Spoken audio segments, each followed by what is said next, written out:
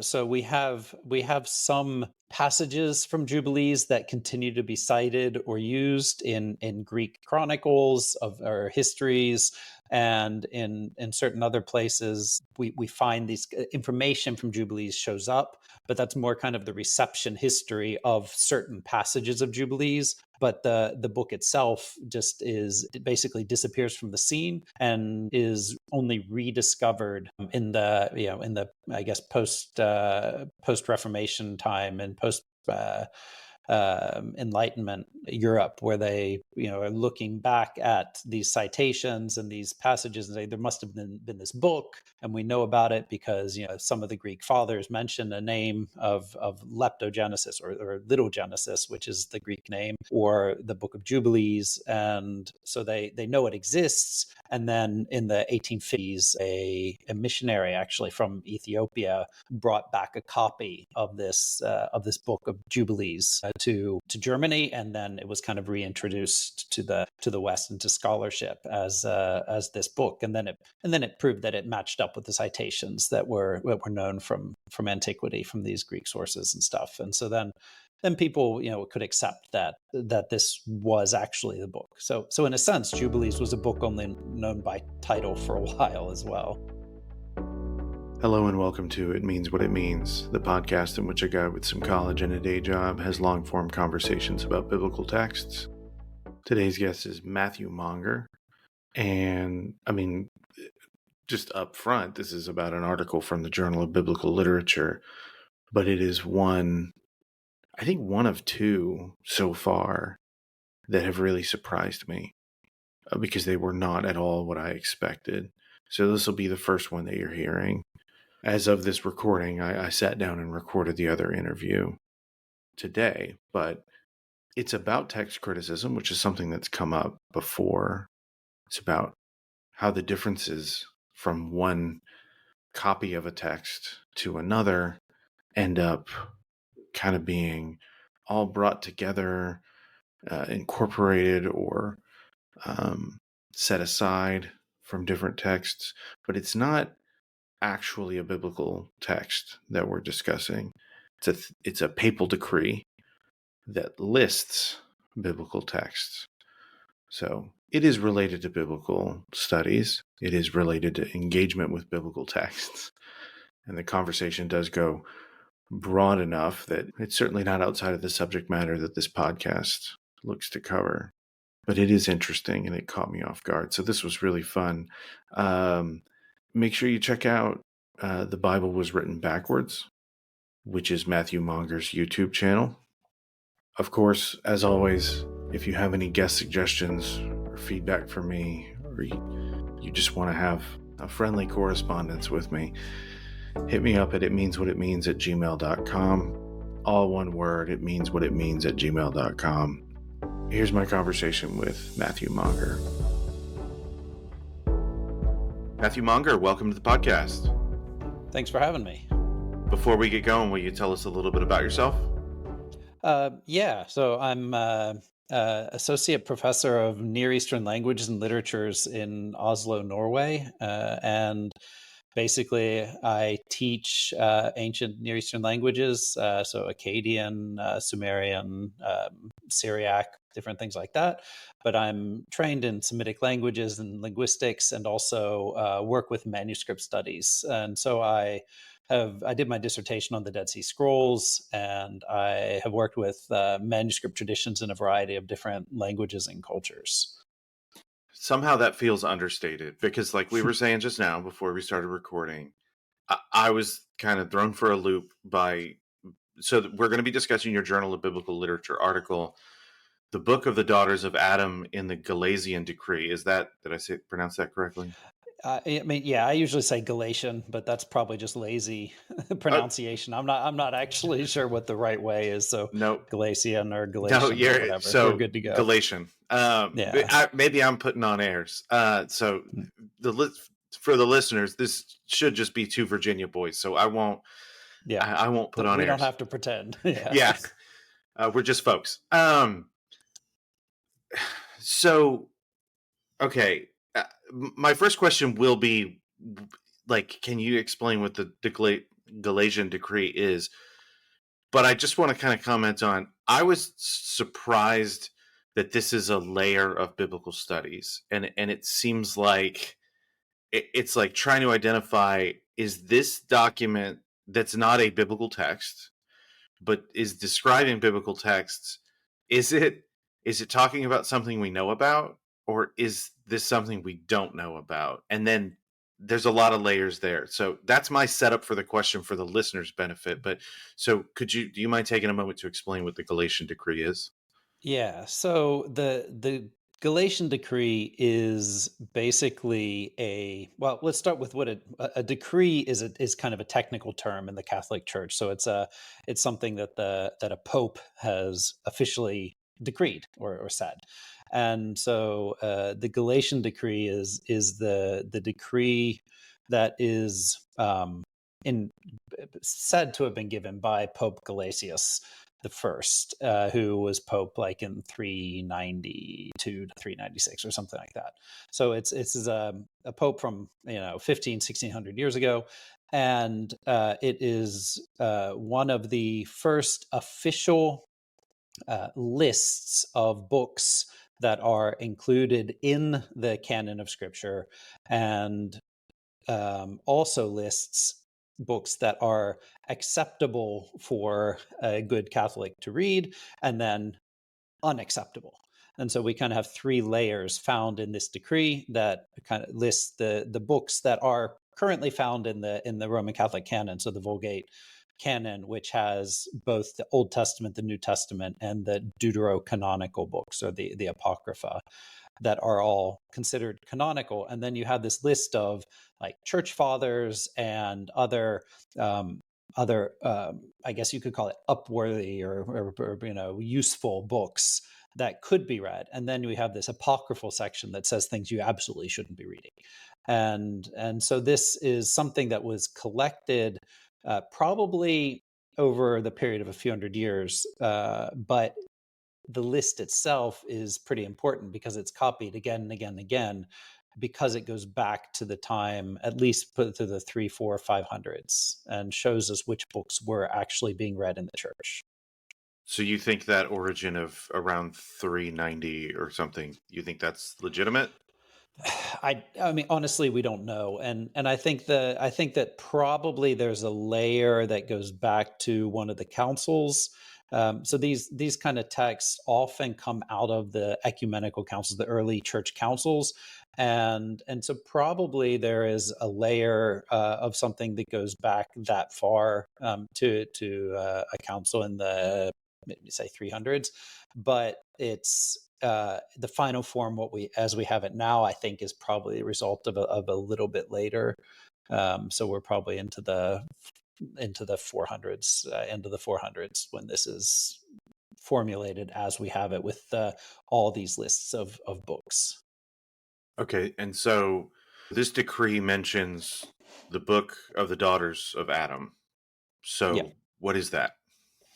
Well, that's why I wrote this article. That's what I wanted to get into. So this article actually came out of a project that I was doing at the Norwegian Academy of Sciences, that two colleagues of mine put together, which was called Books Known Only by Title. And so they were studying the phenomenon of books being mentioned in other texts, but not actually existing in reality, or we having no trace of them. And sometimes that is a product of just kind of literary fantasy, right? So things that you would find in one type, in certain types of literature, would just be books that are thrown out there. And we find that a similar sort of thing in the Bible, even, that we have these kind of books that are mentioned that we don't actually know whether they existed.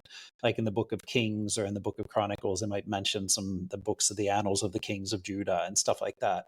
And we don't know if they exist because we don't have them, but they might exist. But and so this, what we were doing was looking for examples of this from the different fields that we work in. And because I have studied the Book of Jubilees quite a bit, this was something that I had run across in my studies of the Book of Jubilees, because this particular entry, the Book of the Daughters of Adam, is also called the Book of the Daughters of Adam of Leptogenesis, which is the Greek name for the Book of Jubilees.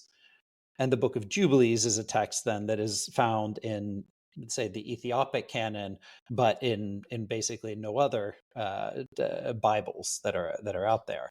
And so this is, again, like you asked in the beginning, like we're kind of far from traditional biblical studies already when we do that.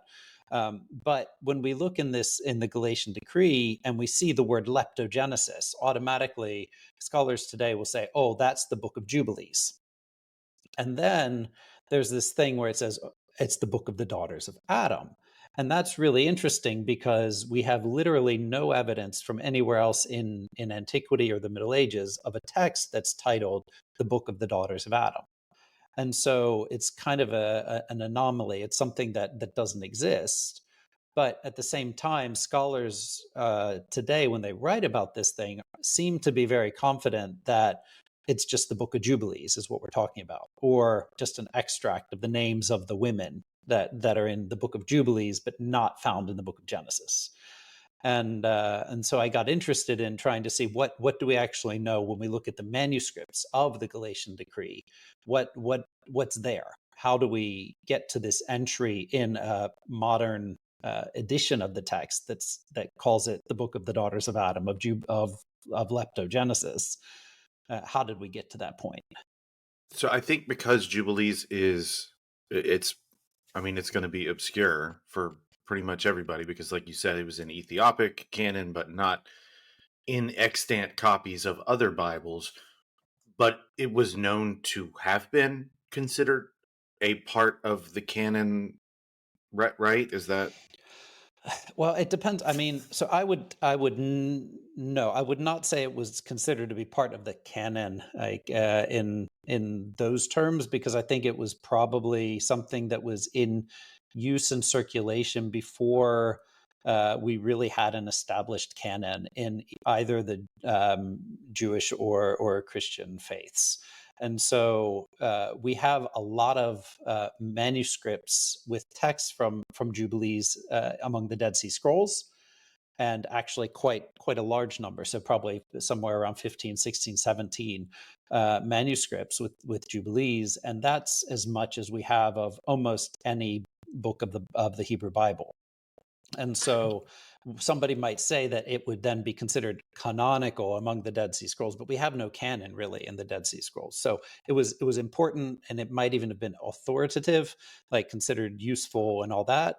And in the early Christian church, it was also considered a very useful book. So it was used. It was used by some of the early church fathers when they would argue against heresies. They would cite from the Book of Jubilees, and then when early Christian writers were writing histories of the world, they also used the Book of Jubilees to fill in gaps in Genesis, because Jubilees has information that you just can't find in the Book of Genesis. So how does it? I mean, because it does kind of go missing, right? Well, yeah, and at some point, Jubilees is no longer considered acceptable in the main churches in Christianity. It finds its way to Ethiopia, where it does continue to be important, but as a text in both the main Eastern and Western churches, so the Eastern Orthodox and Syriac churches, and in the West. It's lost by the time we get to the Middle Ages. So pretty much continuous presence in the Ethiopic church, but it fades away in other larger Western or like Orthodox traditions. That's Yeah, what you're saying. and as manuscripts, so we have some passages from Jubilees that continue to be cited or used in Greek chronicles of or histories, and in certain other places. We find these information from Jubilees shows up, but that's more kind of the reception history of certain passages of Jubilees. But the book itself just it basically disappears from the scene and is only rediscovered in the in the I guess post Reformation time and post Enlightenment Europe, where they are looking back at these citations and these passages and say there must have been this book, and we know about it because some of the Greek fathers mention a name of leptogenesis or little Genesis, which is the Greek name, or the Book of Jubilees, and so they know it exists. And then in the 1850s, a missionary actually from Ethiopia brought back a copy of this Book of Jubilees to Germany, and then it was kind of reintroduced to the West and to scholarship as this book, and then it proved that it matched up with the citations that were known from antiquity, from these Greek sources and stuff. And so then people could accept that this was actually the book. So in a sense, Jubilees was a book only known by title for a while as well. But now, so how many titles was it known by? Because that's relevant to the topic in the article, right? Yeah. So the main title for Jubilees in antiquity seems to have been leptogenesis, which is basically it's Greek.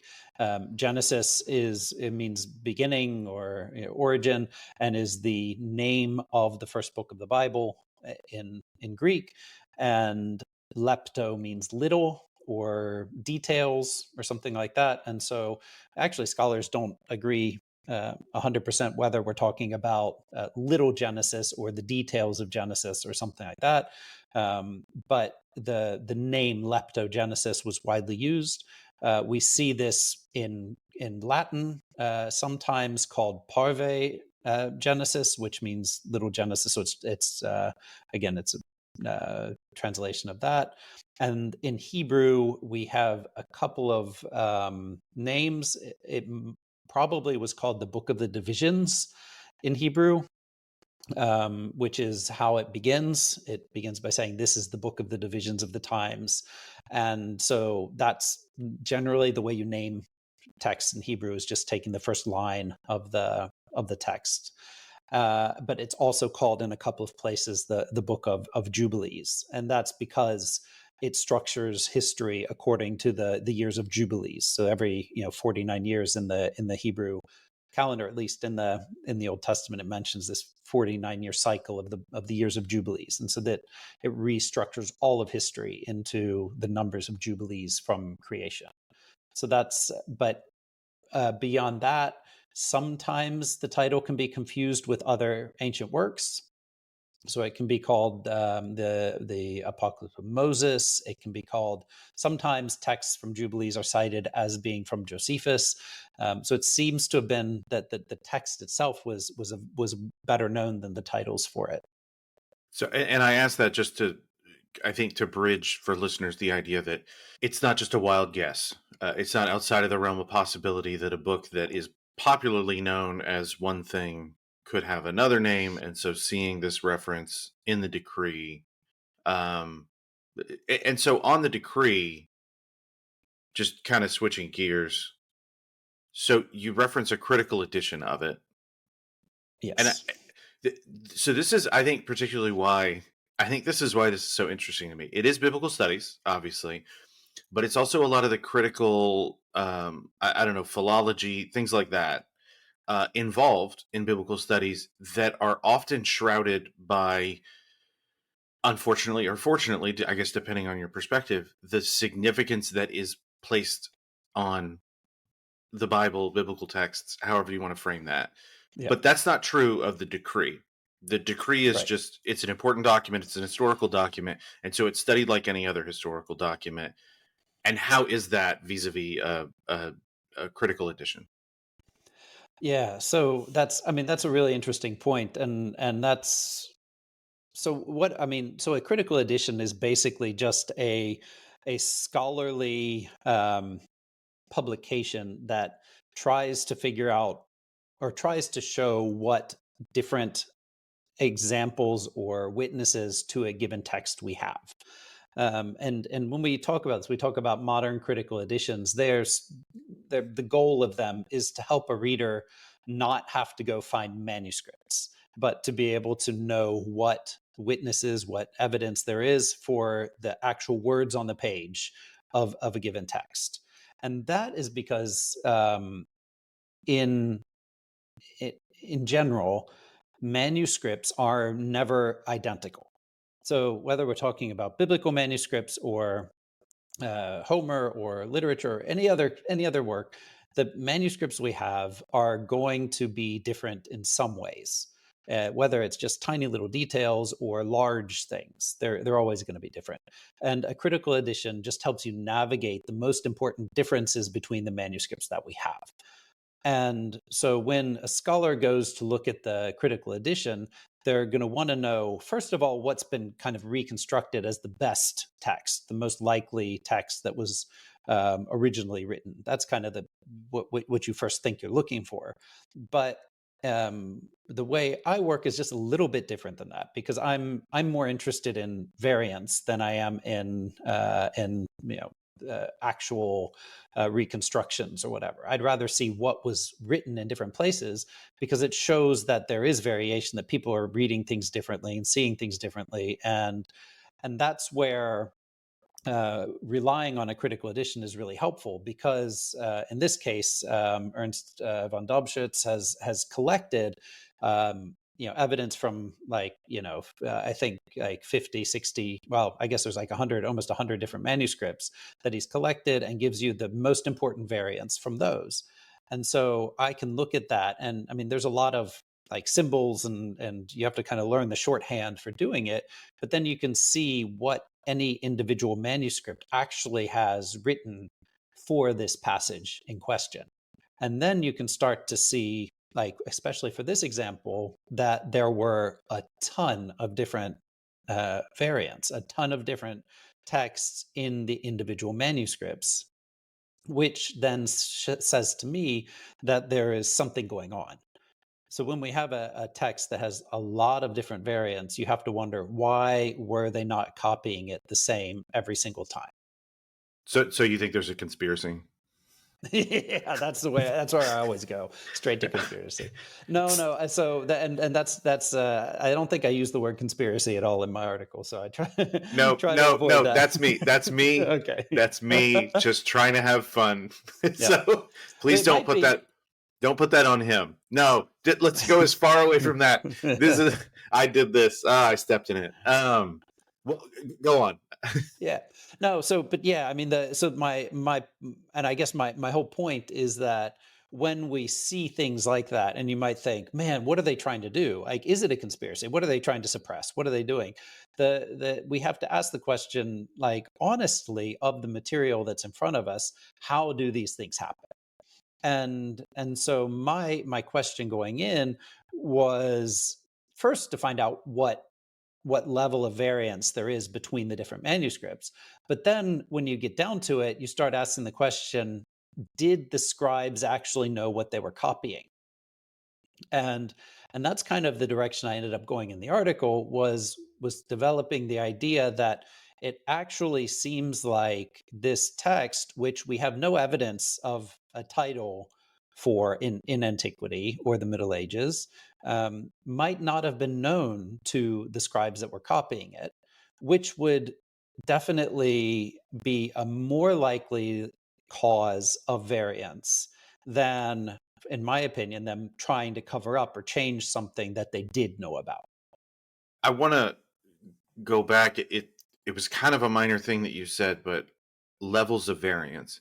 Mhm. Is that quantitative? Is that qualitative? Is that some other category that I don't know anything about? How would you characterize that? I would say, well, both. I mean, so we have quantitative variance in that some things are just we have a lot of numbers of variants for a single word. And so that would be like for the word leptogenesis, which is the title of Jubilees in Greek. It gets used in this Latin manuscript, and then it's all over the place. We have so many different ways in which scribes have tried to write this And I think the word was originally leptogenesis. So I think that that's what was in the manuscript originally that was copied. But scribes, if they didn't know the Greek word that they were copying, or the Greek part of the word they were copying, because it's those two things. Genesis is actually also used in Latin, so they would have known Genesis, but they wouldn't have known the lepto part necessarily. And so if they're looking for a Latin word and trying to make sense of it, then all kinds of crazy things happen. So we get lipto and lecto and lapto and lacto and all these Latin words that are Latin words that make sense, but don't make sense in relation to the Bible or Genesis, but that are good Latin words. And so I think that that's like a good, like, there's a lot of just a ton of different things there. But at the same time, we do see some interesting variants appear that are, in my opinion, qualitatively interesting. So we do know from the Middle Ages of a book called, or from antiquity even already, a book called the Book of Adam. And so when some scribes chose to say the Book of Adam in this place instead of saying the Book of the Daughters of Adam, I think that's an interesting thing from a historical perspective, that a scribe would say, "Oh, I know about that. That makes sense to me." So I could call it the Book of Adam, and that would be a type of variant that we can understand and discuss in a different way than we can the variants of just getting the lepto wrong. So you have 50 or 100 different manuscripts of the same text, and Mhm. you as a text critic, you're evaluating those different things. Uh, I know, like a layman, I would be like, well, what's the oldest one? Right, and that may not necessarily be right. But or Right. there's the most consistent one. Is there ever an instance where maybe the methodological weight would go toward this document, and it is statistically, it seems more accurate or more reliable than the other documents, Mm. but it's wrong, or the assessment is that it is wrong in this spot, but not in the entirety? Right. And that's a really interesting question, because so I've studied this the Galatian Decree very, very narrowly. I'm only looking at this one single entry. And so the observations I make on that can't be extrapolated to have meaning for the rest of the document. So that's an interesting thing. Like, that I can't necessarily say whether the other readings in the Galatian Decree are better in these manuscripts where they have this than in anything else. So that's like, we have to take everything on an individual basis when we work at this level. But you asked about like a few different things, right? So one thing is the age. Um, so Yeah, sorry, I do that. yeah, yeah, well, we'll work through it. But so in my in the article, I do in a way account for the age question, because I mean, I think it's intuitive for us to think the oldest is going to have some value, at least, or some more value. But theoretically, within textual criticism, we tend to say that that's a fallacy, to think that just because something's old, that it's more valuable as a witness, because you might have later copies of something that were copied from an earlier and better source, but we just have generations or time between when they're actually copied. But at the same time, there is a point that if we can trace something earlier than anything else, then it must have been in circulation before those other things. And so I account for that in the article by using only the manuscripts that were copied in the 10th century or earlier. And so basically that cuts the number of manuscripts in half, but at the same time that includes basically all the types of variants that we find in the manuscripts as a whole. So I don't lose anything by only going for the I would think it's like 46 earliest manuscripts instead of looking at all of them or writing about all of them. I've checked them, but when just you end up getting a lot of numbers and city names and things like that when you try to write about everything. But so age is interesting, and that because it shows me that we're closer in time to a collected manuscript tradition. But at the same time, when we talk about general like textual criticism, we usually have two principles that can be competing that scholars like to talk about. And one is that the shorter reading is the best, is this common thing in textual criticism. So you would think that a scribe would be more likely to expand on something than to reduce it to something that is just as meaningful. So if you have a phrase and it makes sense, and then you have another expanded phrase that also makes sense, you would think the shorter one is more likely the original. And but on the other hand, we have a principle that the more difficult reading is stronger. And so if you're looking at something and it's hard to make sense of in one manuscript, but it's kind of well written and understandable in another. If you have no other explanation for the change, probably the more difficult reading was the original, and somebody later came and tried to fix it to make it more understandable for the reader. Um, those aren't fixed in stone, so I don't like to use those principles as as anything other than kind of guidelines to get you started, because I think that the best explanation for anything is always the one that weighs all the evidence and makes the most sense altogether. It's and in our case, I think the shorter reading, so dropping maybe it says the book of the daughters of Adam, and if we drop the daughters and say the book of Adam, I think that's not necessarily a better reading, because it probably is more familiar of a title to a medieval scribe, and so they would be more likely to choose that reading based on other things than that they're trying to fix the text or whatever. So it seems less likely that you would add the daughters of to a text than you would remove it. But I could be wrong. And this is the problem with these kind of text critical things. It comes down to our personal evaluation of them. That is interesting. So comparing you and the scribe or scribes who are responsible for that particular change, your motivation as a text critic is one thing. I'm trying to get the idea or you're trying to get as close to the idea that was originally being transmitted in this text, and they're trying to get to. Hold on, to back up. I suppose you're trying to get to a correct assessment of the origin of this text, and they're trying to get to the correct assessment of the origin of this text, and you're doing different things to get at that. And I think a question I've had about text critics for a while is, do you ever attribute bad faith to a scribe?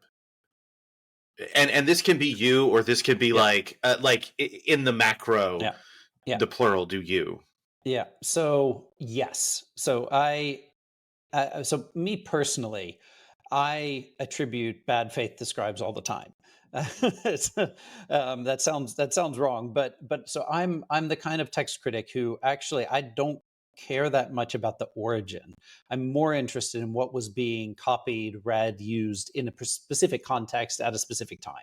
And so I'm more interested in the fact that scribes give so many different renderings of this text than the question of what originally was there. And in my article, I don't even answer the question of what was originally there. I just kind of say, it's probably fine like that. But the real interesting thing is that nobody seems to be trying even to make it into the original thing, the correct thing. And there's such a difference there that I think some scribes were probably in good faith trying to fix it. And I think in our case, I don't think there was actually any maliciousness to it. But in other cases, I would say that there are definitely examples of scribes that want to fix the theology of something, that want to fix the presentation of something, and that has varying degrees of, I guess, of goodness to it. Like there's some that definitely are very pious in their intentions, and I think there are others that definitely, some scribes that would change things in order to make a text less appealing. And so we have this. We have examples of this in scribes that have copied discussions from, or debates or letters from church fathers that they don't agree with, or from other theological issues that will either annotate them or make their impose their opinions on it. And so I think there's definitely the case that scribes do intervene into the text. Okay, so because I'm here to learn, I want to make sure I understand. You're saying your interest is not so much in the origin. I mean, you did literally say that, but I think to put it in my words, so I know I got it, is in a period or maybe even a place, you're looking at what is circulating. Yep, that's right. Okay, and what do you? So for this, we'll say, what do you find that you can come to understand about the text, or about the people generating the text, or about the people who were respecting this particular text? What do you think you're deriving from that? Yeah. So my main conclusion for this part of my article and this part of my research is just that I don't think that scribes knew what the Book of Jubilees or this leptogenesis was, and I don't think that they necessarily understood if there was any connection at all, or a title to a book called the Book of the Daughters of Adam. And so my main observation is just that I think that we have here a climate of copying this text. It was a decree, part of the church canons, that you're supposed to, document and copy and keep going. But they didn't know what this thing was, what this actual title referred to. And I find that very interesting, because it's something they're supposed to avoid, right? It's on the list of books you're not allowed to read, not allowed to do anything with. And then I don't think they knew what it was. And so that says something to me about the socio-historical situation of these scribes, that I think sometimes we think scribes were pre-modern encyclopedias, that they would have known, have access to all these texts, and would have been part of this textual culture. And sometimes we like maybe think that they knew about more things than they actually knew about. Like, I'm not saying that they weren't smart or well read or anything like that, but I think, like, just the fact that we know about a text doesn't mean that they were widely known in antiquity or in the Middle Ages. And so my basic uh, finding or a thought on this is just that we can expect that scribes sometimes had no idea what they were copying, and that this gives us a really good example of that. That even though they may be able to make sense of most of the words, it's actually not something that was part of the the literary universe that they were aware of. And so as someone interested in the Book of Jubilees, it actually changes a little bit the way we think about jubilees, because instead of this kind of mantra that we have, that, well, scribes knew about it because they copied this, and we have these citations that are found in that text and in that text, that it kind of lives on through its reception in these individual pieces. I think it was actually quite forgotten. And then it's the fact that we as modern scholars can connect the dots between these different things, makes us say, oh, well, that's what it must be. That's what it's referring to. And so it's kind of, I think that actually it shows us that scribes didn't know about it. So the idea that maybe, because you said 10th century or earlier, Mm-hmm. so a document that possibly began to be circulated in the 4th century, 4th, 5th century. So a scribe copying it in the 7th century, who maybe doesn't, who knows of Jubilees, but is copying this text for someone who wants it over there. Mm-hmm. and doesn't know anything about that, and they have to deal with the title of a book that they're not familiar with Right. necessarily, that is not directly named as this thing that we're talking about. There's no reason for them to associate the title that we're discussing here, the Book of the Daughters of Adam, Mhm. with Jubilees or Right. leptogenesis or whatever. Yeah. Well, they might not even know about jubilees. I think is what is my point. I mean, some of the scribes probably had never heard of jubilees or leptogenesis or parvegenesis or any of it, and so I think that's what led to some of the confusion. Is that jubilees just wasn't there in circulation between the fifth and 10th centuries, and or through the through the 15th century, I guess. Like we don't have manuscript evidence for it. So there's a Latin palimpsest that was it's a copy of a text that was erased sometime in I guess in the 5th century, and then something else was written over it, and that's like the only Latin text we know of for Jubilees.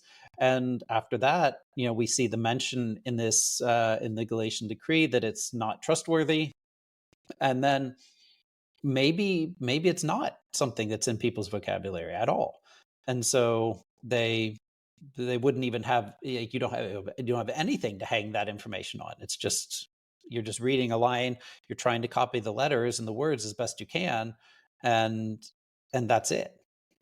Okay. I this is this is kind of silly, but a few years ago, at work, we were all in an auditorium, and the person at the front of the room made a reference to Peanuts, Charlie Brown, like the wah wah Hmm. wah, and the person sitting next to me, everybody, most people laughed, and the person sitting next to me said, "I was born in '95," um, which is not a long time ago. Uh, No. and yet he's like, yeah, this reference doesn't, this doesn't land with me. Even though that was not even 30 years ago at that time. And Right. so, yeah, the idea that this thing is in a world where, information is harder to access, Yeah. you kind of, yeah, I think what you're saying is cut people some slack, that even Yeah. if they were top tier intellectuals, the best, the most well-read people in their world in their time, that doesn't mean they knew everything. So yeah, that's fair. Right. I want to make sure I get to a couple of terms that are in your Uh-huh. article. Yep. And so the first one, and I put in the question, while I understand that you don't you do not enter into a discussion of genealogical relationships among manuscripts. I would like you to explain that term to me, and then the other Yep. one, just in case you want to flow right into it afterward, is calc. I don't know if I'm saying Yep. that correctly. Yep. Okay, Yep. I'll Yeah. mute my So mic now. okay, yeah. So genealogical relationships between manuscripts. Basically, textual critics like to use biology as a metaphor for manuscripts and talk about manuscript families and family trees and stemmas and stematas. So like the way a mother and a father give birth to a child, a manuscript, and whatever. And so we talk about families of manuscripts as being ones that are copied from a common source. And so when we talk about genealogical relationships, basically what we mean is as these different families of manuscripts that probably belong together because they have a common line of copying, line of descent from an older manuscript. And I mean, I don't get into that in the article because I'm not that interested in it, but at the same time it does kind of it is part of it because the variants or the types of variants that we find in manuscripts often kind of clump together in manuscript families. And so that would be one way of, like, when you go and look at a text, you're trying to make families or see how things are related. You would say, like, for the Galatian Decree as a whole, there's actually 5 chapters to it, and some of the manuscripts only have the first 2 chapters, and some only have the last 3, and then some have all of them. And so those would be kind of often seen as clearly um, family families of manuscripts, because if you're copying only those 2 things, then it seems likely that you were copying from a source that only had those and stuff like that. but then it also, the variants themselves might help you sort into families. So say if all the manuscripts that have drop the book of the daughters, but just have the book of Adam, would belong in probably in a genealogical family, that they descend from a common archetype or a common grandfather manuscript or whatever that that had that change. And then that's why we don't count necessarily numbers of manuscripts with a given variant, but rather look at how how how those variants might have arisen. So if you might find 70 manuscripts with a given variant, but if they all were copied from the same parent manuscript that then is kind of the same age and value of other manuscripts, then you wouldn't say those 70 count more than those few others. So it's kind of it's just one of those problems of textual criticism, that we have to always go back and forth between age and numbers and quality and all that. And so then the other term, the calque, is basically, it's a technical term for the way a word enters another language when it's translated or brought in. And so you got me thinking when you asked that question. I saw you sent a note beforehand about that, and so I should have. I actually am not precise enough in that term in the article. So what I'm talking about is leptogenesis being used in Latin, and what we have with the word leptogenesis is actually a partial calque, because Genesis is translated directly as Genesis, which is fine. And so it's not like Genesis is known in Latin. We know what it means. It means the same thing as it means in Greek, but it's the name of the book of Genesis. So it's a Latin reader does not need to think about it as anything other than a word that means something. But the word lepto is taken directly from Greek. And so there's what happens when we do that is that we end up with this kind of partial hybrid word that does not have meaning by itself in Latin. Genesis does, lepto doesn't. When it's translated to parve, which is the Latin word for little, and it becomes parve Genesis, it's a pure calque. So it's completely just taken. You just translate the sense, but it doesn't necessarily mean anything unless you know what that word parve Genesis means, and that it refers to leptogenesis, which then refers to this book. But when we have this kind of hybrid, this kind of partial calquing, partial borrowing, it leaves the information somewhat obscure for the copier or the copyist or the scribe, because if they know what it means, then we shouldn't have a problem, right? They should be able to copy directly and we'll be fine. But if they don't know what it means, then it's more likely that we'll be looking for a meaningful word. And so that's where these things arise, where we end up with words like lacto and lecto. Like, so, I mean, there's a manuscript that says the book of the daughters of Adam of lactogenesis, and lactogenesis is like, milk. I mean, it's about like, it's like when milk, yeah, Milk origins. milk origins, yeah, and lectogenesis, which is reading Genesis, and so I think actually a lot of scribes probably saw something else.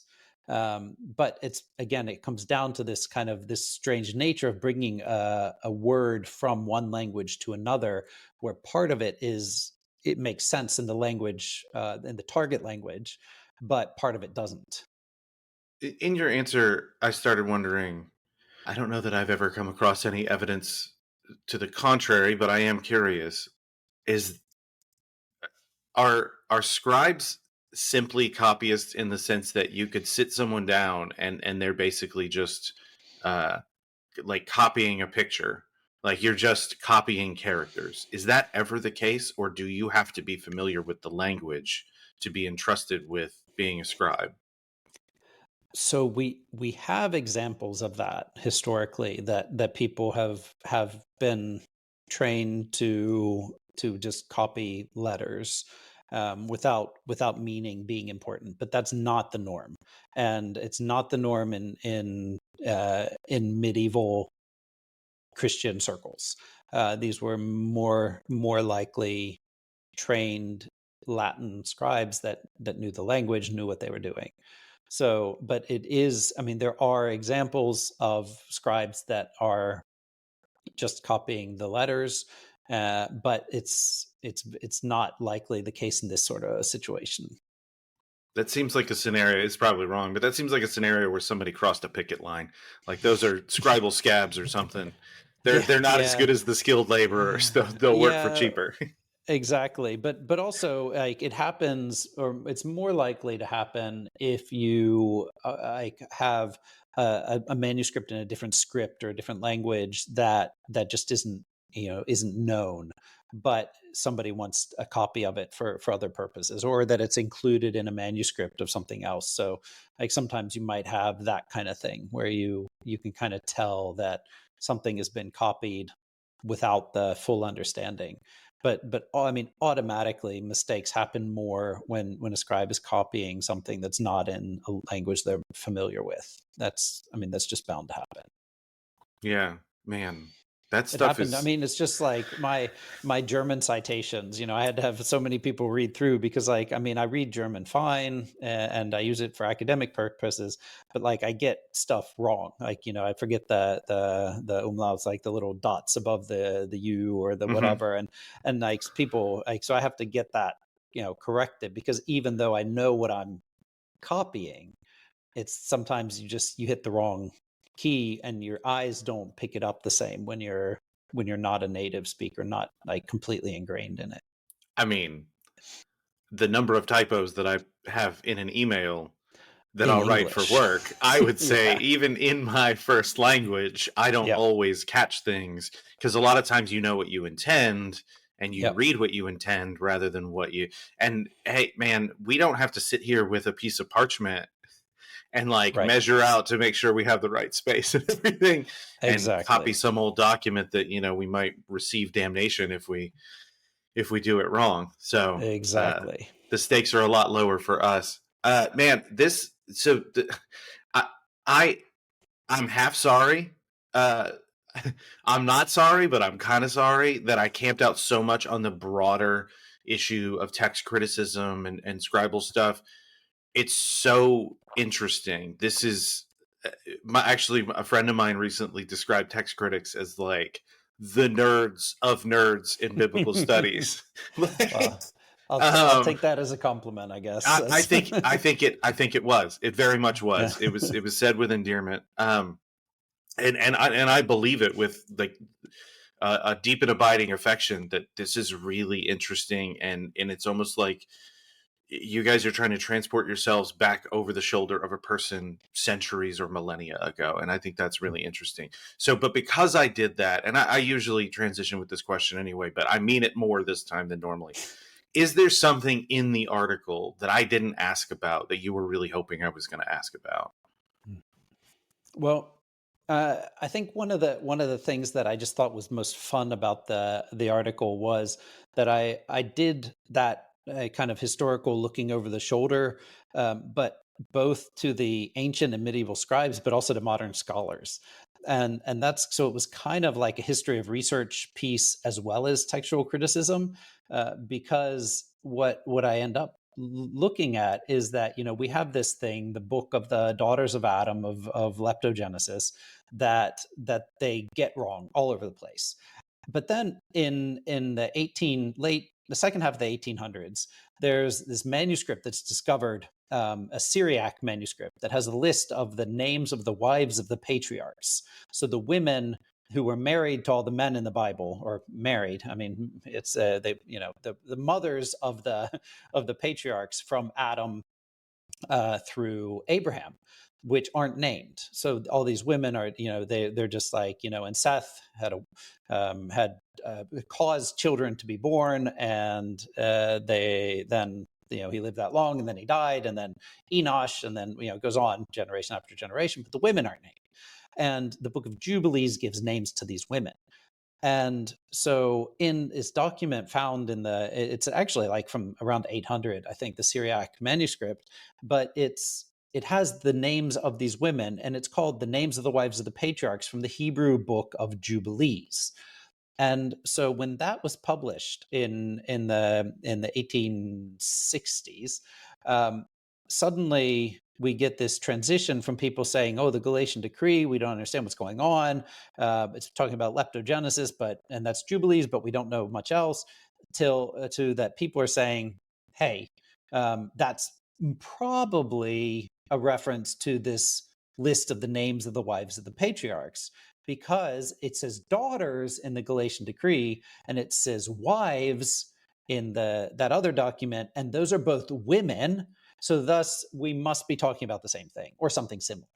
So Robert Charles proposed that in the late 1800s, early 1900s, and then basically everybody else just repeats Charles. They say this throughout throughout the 20th century, even after the Dead Sea Scrolls are found. All this writing about the Book of Jubilees, everybody just keeps saying, "Hey, there's also a title, the Book of the Daughters of Adam, that was given to Jubilees, but that's probably has to do with this thing about the wives, but we don't really know." Or no, they don't say we don't really know. They say it probably has to do with the wives, and yet there is no evidence that the wives and the daughters are the same thing, right? I mean, we have nowhere that this is called the Book of the Daughters of Adam. It's called the Wives of the Patriarchs according to Jubilees. And so what I'm asking is, why does this happen?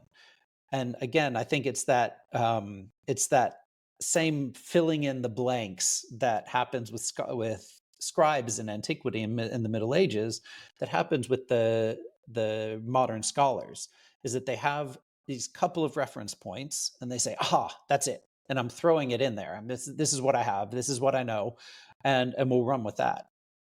And so I kind of go through this and say, well, actually, nobody ever makes an argument other than Robert Charles saying, "Hey, that might be something," and then everybody else says, kind of repeats that, and I say, well, we don't actually know. We don't know that.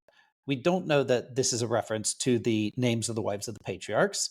We don't know that there was ever an extracted version of Jubilees that focused on the daughters of Adam. We don't have this anywhere. And so, like, to repeat that claim again and again actually isn't helpful to scholarship, because we don't know. Is the uncertainty more of a problem if it seems like a minor issue? Because it seems like it is not a big deal. I want to move on. I don't want to have to camp out here. Yeah. And so that uncertainty is like, the stakes aren't that high. It's probably this, let's move on to bigger and better things. Definitely, it's the lower the stakes, the easier it is for people to accept uncertainty or to make claims in their uncertainty, without backing them up. Like, I think but I mean, I think scholarship should acknowledge uncertainty. I think it's a huge problem if we don't have all the evidence we need to make a claim and we're making it. I think we can put things forth as hypotheses and discuss things, but I think it should be very clear in those discussions what we're lacking of evidence, and or how our arguments are actually built. And that's where, I mean, I guess the more you have invested in the truth claim that you're making, the more the more you might get, led into a discussion where you'll make bold claims without being able to back them up or whatever. But I think in general in scholarship, it's more of a problem than it should be, because I think people should just learn to spend more time saying, here's the things that it can't be, here are the problems we do have, and as for the conclusion of what it actually is or what it actually was, we're still uncertain. I kind of blame outsiders as an outsider. um, I think, I think Stargate and Ancient Aliens have maybe put in our heads that like we want big answers. Yeah. from big brains, and uncertainty is, I don't, it's a sign of dithering, or like you're not Yeah. productive. And I don't know. I hope maybe Yeah. that not just this interview, although yes, this interview, but this podcast overall is like, no, man, these cracks between things that don't seem that important are going to reveal a lot of stuff to us, those of Yeah. us who are non-specialists. And so I appreciate you at least entertaining my curiosity on Oh, the yeah. arcane, minute facets. Yeah, of course. And I think it's like, it's a really, I mean, I guess actually it's a really good point that you bring up, because I would say we can know a lot of things about a lot of things. But what I know about and what I can say with more certainty isn't the answer to the question people might be asking, and especially from the outside. Like, so if somebody wants to know, what was that thing?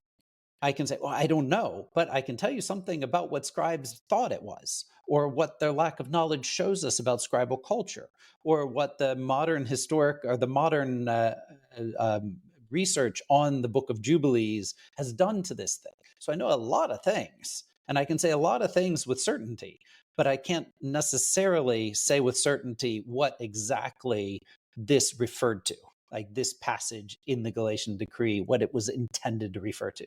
I can't answer that 100%. And so that's two different things, right? And so maybe as scholars, we're not good enough at explaining what we do know when we need to say that we don't know something. Are there, I think that's a helpful transition for this question. Are there books, blogs, podcasts, YouTube channels, are just, websites, museums or something that would help point people in the right direction on these bigger things that you deal with, to just get a glimpse of what's going on in your world? Well, I mean, I do a little bit of YouTubing on my channel. I'm Bible Monger on YouTube, and my thing is the Bible was written backwards, and so I look at the kind of reception history, bigger questions of how's the Bible, why is the Bible have so many different ancient sources in it, like old ancient Near Eastern things that show up in the Bible, things like that. And my goal is to keep moving all the way into these medieval texts that rewrite the Bible and talk about things like that, and talk about all kinds of different issues. So that's just to throw that out there. But I think this is a real challenge we have in the field, is that some of these discussions are so technical, we get so bound up in our minutia, that it's not out there in layman terms. It's not out there in ways that make it accessible and make it understandable why we're doing these things, what the discussions are actually about. And so I think that's definitely an area we have to develop in the future. Well, for sure, we'll be checking out that YouTube channel. I noticed the hoodie. I was going to ask about that, so you Yeah, saved me that's having right. a. I like Yep. that. What do you read for fun? What do I read for fun? Well,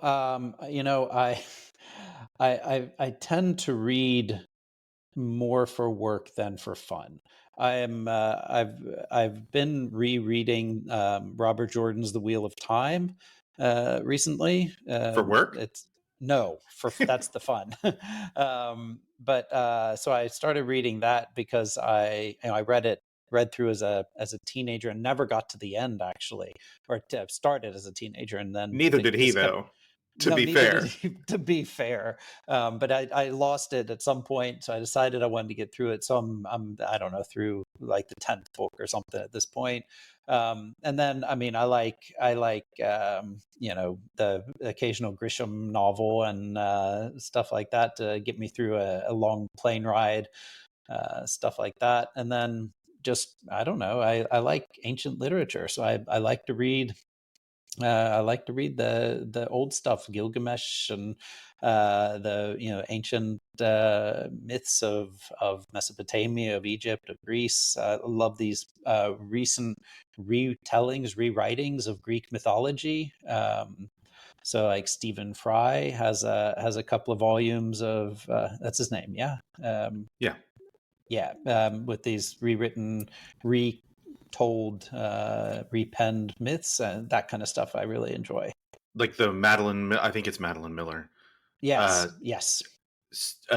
Circe and Song of Achilles. I haven't Yep. finished Song of Achilles yet, but I really Yep. liked Circe. It was really good. Yep. Yeah, me too. And I have Song of Achilles I'm reading now. Actually, I have it on my bookshelf. So it's She's it's pretty that good.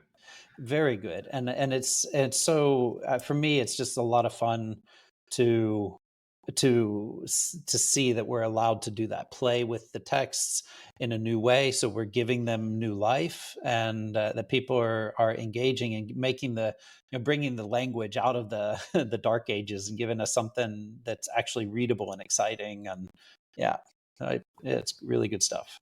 I think Grendel and Wicked too. I understand Wicked is a much more like it's rewriting something much more recent, but this idea Yeah. that you get to see a different perspective from a story that you already know.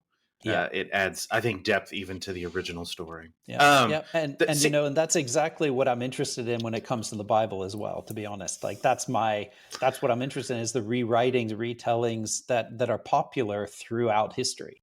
And so it's a really interesting genre that just keeps on giving. I wish that we had more versions of what we're describing with, Madeline Miller, Stephen Fry, things like that, with biblical characters. And maybe there are, and I just don't know about them. Well, throughout antiquity there are. And so maybe that's a discussion we'll have to have another time. Absolutely, because you're welcome back anytime. Yeah. Matthew Monger, thank you so much for being here. This was a pleasure. Yeah, thank you. It's great. Thanks so much for listening. Before you go, here is a preview of next week's episode, my conversation with Shalom Holtz. We'll be discussing land possession in Isaiah 60, verse 21. Take care. The immediate context for Isaiah 60 is this is the legal reality with which they live, right? This is the world in which they see it. Whether or not this contrasts, dovetails, echoes anything that they are familiar with from Israelite tradition is really hard to judge based on the chapter, right? I think some of it, we could bring in the discussion of, let's say, Leviticus 25, right, where you have the Jubilee laws, which are designed to prevent the kind of they're designed to kind of maintain family relationships to land over the long term, and to undo the effects that might have come because someone had to sell his property to cover debts or whatever. And then the Jubilee law's vision, at least, is that there's kind of a giant reset every 50 years. Right? That might be something that kind of falls into here. Now, whether or not the audience in Isaiah 60 is or even Isaiah 60 is aware of it is a bigger question that I think we can get into here. But you might want to bring that in here.